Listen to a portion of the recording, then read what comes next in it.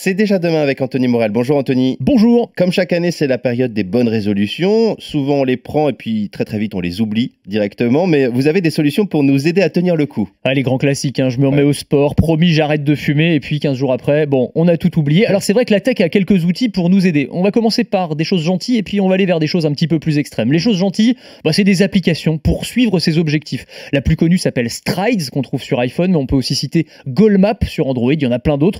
On va entrer les objectifs à atteindre, faire du sport 3 fois par semaine, se lever plus tôt le matin, et ensuite l'application va servir de journal et de coach pour suivre ses progrès et ne pas lâcher trop rapidement. On va vous envoyer des petits messages d'encouragement, des trophées. On transforme les bonnes résolutions en jeu. Bon, si on veut corser un petit peu les choses, une start-up américaine qui s'appelle Pavlok a mis au point un bracelet connecté, écoutez bien, qui envoie des décharges électriques si vous ne tenez pas vos objectifs, je vous jure. Donc c'est un bracelet en plastique avec une petite surface métallique au niveau du poignet, c'est relié à une application mobile. Là encore, vous entrez vos résolutions, l'adresse de votre salle de sport par exemple. Si vous n'y allez pas 2 fois par semaine comme promis, décharge.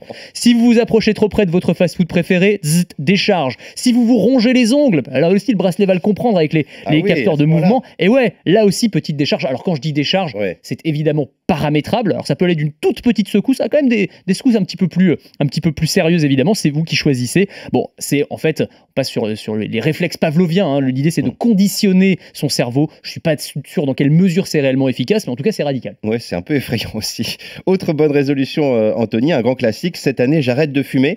Là aussi, il y a des applications pour ça. Oui, les applications de sevrage tabagique, alors qui remplaceront jamais une volonté d'acier évidemment, mais ça aide quand même. On peut citer Quit Now, il y en a plein. Ce qui est malin, c'est que ce sont des systèmes de gamification. Là encore, on va transformer la corvée en jeu vidéo avec des statistiques sur le nombre de cigarettes non fumées, l'argent qu'on économise, le temps de vie gagné. Alors voilà, effectivement, c'est efficace parce que ça donne des petits indicateurs, des petites récompenses comme ça qui nous poussent à continuer. Bon, ça permet pas de remplacer encore une fois des solutions un petit peu plus efficaces comme le fait d'avoir de la volonté, mais c'est quand même assez sympa. Troisième bonne résolution ce matin, Anthony, trier ses mails. Ouais, moi j'ai 36 576 mails non lus dans ma boîte aux lettres. Je sais pas si vous faites mieux, vous qui nous écoutez, ou pire, je ne sais pas comment dire. Et il y a des applications pour vous aider à nettoyer un petit peu tout ça. Il y a un outil français notamment qui s'appelle CleanFox qui va en fait scanner votre boîte mail, chercher tout ce qui est inutile, vous savez, les vieilles newsletters auxquelles vous êtes abonné il y a 10 ans, vous savez pas trop pourquoi. Ça va supprimer tout ça et ça va vous désabonner automatiquement, ce qui est très malin. Ça vous fait aussi gagner du temps.